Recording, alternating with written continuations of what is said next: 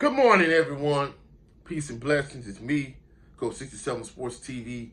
Shout out to the awesome and amazing LDBC, Lions and Boxing community. Shout out to Envision Photography and Videography. Shout out to the Louisiana All-American Sports Network. And shout out to the greatest university in the world, the Southern University, home of the mighty Jaguars. In this particular video, I'm going to talk about tomorrow's Riyadh season boxing card. I mean, it's a jam-packed card. It's a stacked card. Before I get into like the actual video itself, major shout out to my brother Cadillac Red, Supreme Beast Boxing Talk. Not only Supreme Beast Boxing Talk, my brother Cadillac Red, but the entire Usual Suspects family. You know, they did their 500 episode the other day. So major shout out to them. Go check out Supreme Beast Boxing Talk. And, you know, on the 500th episode, you know, they talked about this particular card. Now, Floyd Kid Austin Schofield Jr., you know, he pulled out of the fight between himself and Shakur Stevenson. And basically his question was, does it dampen the card? I think it dampens the card a little bit. But kind of going back to what him and KG said, I think they're right. This is such a packed and loaded card. I really don't even think it makes a difference at this point. So I'm going to go fight by fight through the card and give you my prediction. First and foremost, Zilla Big Bang Zane. He going against K-Brielle for the vacant WBC interim heavyweight title. I'm not even gonna lie, like all of these, I understand you got multiple sanctioning bodies, and every sanctioning body, their ultimate agenda is to get money. Cool. But I understand why you gotta have all these titles.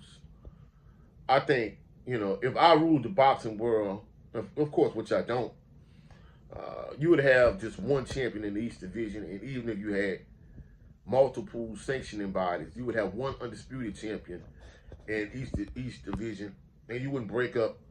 Like, as soon as you get undisputed in a weight class, you got one of the sanctioning bodies looking to pull out, and then it creates a domino effect, everybody else looking to pull out. But in that particular fight, you know, I'm going with Zhang to become the WBC interim heavyweight champion. Next in the light heavyweight division, which is stupid to me, because at the top of the card, you got an undisputed light heavyweight championship fight, but you got Joshua Buatsi and Callum Smith for the WBO interim light heavyweight title. And, you know, Callum Smith, like the General 786, right, Twix, left Twix. I'm going to go with Buatsi in that particular one. Next, you have 154 vacant WBC BC interim title. You have Virgil Ortiz, and you have Israel Madrimov. Of course, you know Madrimov. In my opinion, I think he had an impressive performance against Jamal. I mean, let me say Jamal. Against Terrence Bud Crawford. I'm going to show you how, hey, I just do these videos right off the cuff, no editing. But I'm going to go with Madrimov. I know a lot of people predicting Virgil Ortiz to win this fight. But truthfully speaking, I think Madrimov, you know, he has a long amateur career. He fought well against Bud. I think I'm gonna go with him. He gonna get this fight. Next for the WBC middleweight title, you have Carlos Alcaraz against Hamza Shiraz. And in this particular video, in this particular fight, Alcaraz being the champion, I'm gonna go with Alcaraz.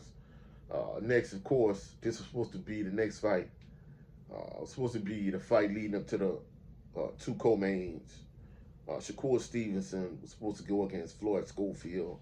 Kid Austin, you know, he pulled out. You know, his Floyd Schofield Sr. said that Shakur Stevenson's masseuse rubbed some cream on his son, and his son ended up getting sick. Now he backing down. supposedly when he gets back, he's supposed to do interviews, with the general stuff in the sports TV and a bunch of other people. Of course, they don't give him time to get his story straight. But he was going to allegedly get $1 million for this particular fight. Man, hey, I'm not even a boxer. I'm going to keep it a buck. If you give me $1 million right now, get in the ring and fight. And I'm with it. So, like, man, I don't know how you could pass upon that type of cheese. But not only that, but that type of opportunity. Now, of course, me personally, I think he kind of ruined his chance to make it to the big times. But a lot of people think somebody like a Tank Davis is going to fight him after this. It sounds about right based on, the way Tank moves and Tank operates. But despite who may fill in for Floyd Schofield Jr., I think Shakur Stevenson is going to be victorious.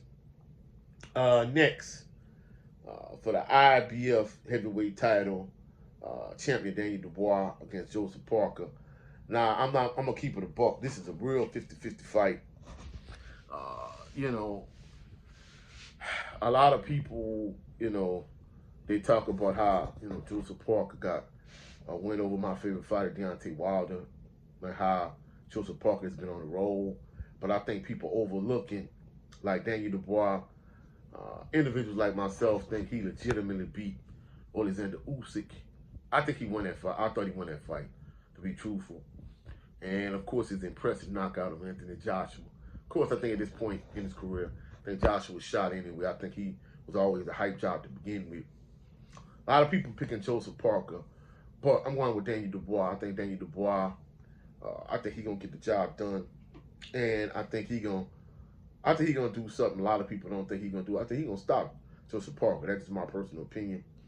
And the main event for this particular card, undisputed light heavyweight champion Artur Beterbiev is going to defend his title in a rematch against Dimitri Bivol. Me personally, I thought Bivol won the first fight.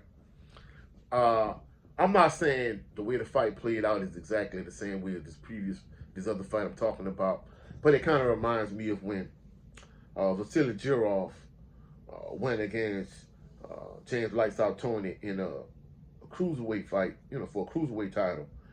Many people thought Vasily Jirov won the fight because of the constant pressure he was putting on James Toney. Well, somebody like myself, I thought James Toney won that fight because he's slick counterpunching. And of course, it was a match made in heaven type fight. It was like a fight in the phone booth where Vasily Jirov just kept coming forward, applying tons of pressure. And that's what he wanted, somebody who was going to stand right in front of him. But at the same token, James Toney wanted somebody who was going to come at him and he wasn't going to have to run behind, as opposed to years before that when he fought against Roy Jones Jr., him, constantly having to get at Roy.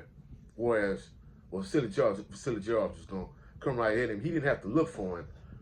Excuse me. He knew where Vasily Jirov was going to be, and that was the perfect fight for James Toney. And he was able to just let Jirov apply all the pressure he wanted. And he just was able to counterpunch. I ain't gonna lie, it was a hard fight to score, but at the end, in the last round, James Toney ended up counterpunching and putting Jirov down. He didn't close the show and stop Jirov, but it was an excellent fight. Some people like Emmanuel Stewart had Jirov winning, and somebody like myself, I had James Toney winning, because even though Vasily Jirov was applying a lot of pressure, I felt like his counterpunching, James Toney counterpunching, was excellent, and I think he won a close fight. So, in my personal opinion, that's why I thought Bivol won that fight. A lot of people, look at what Beterbiev done during the course of the fight, but I felt Bivol did an excellent job in that fight. I think it was a close fight, but I thought Bivol won it. And I'm going with Bivol to win a rematch. But truthfully speaking, I think it's a win-win situation for a boxing fan like myself, because truthfully speaking, what I really want to see is I want to see Artur Beterbiev go against David Benavidez. But I think Bivol won that first fight, and it's going to be interesting to see what happens in the rematch.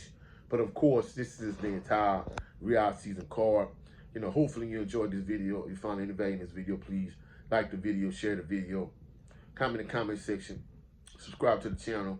Also, click the notification bell so you can be alerted anytime I post any new videos. Go check out my sister, the Queen Shower. She does an excellent job with all our boxing videos, all our live streams. So go check her out. Also, go check out the sister, Queen Lala D. Go check her out on her channel. She did a good job breaking down, this whole Floyd Schofield situation, Kid Austin. So go check it out. Also, like I said earlier, go check out my brother Cadillac Red, Supreme Beast Boxing Talk. Go check out my brother Jared 11 Green on his channel every Sunday, Southern Baller Show. Go check out my brother Brent Fox on his channel with his show. It's just me starring Brent Fox. He also does a 20x20 series for all my LDBC boxing fans like myself.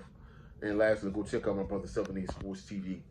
He has 2 channels. His primary channel is 7A Sports TV. His backup channel is the No 304 Show. Weekly, he does a live stream with the brother Blu-ray Fitness, talking about, just popular topics. And for all those individuals that love the wire the way I do, myself, my brother 7A Sports TV, and my brother Jared 11 Green, we do a wire analysis, live series. Every week, every Saturday morning at 10 a.m., we break down one episode of The Wire. So come check it out. Y'all have a blessed, phenomenal day. I'll catch y'all on the rebound. Peace and blessings.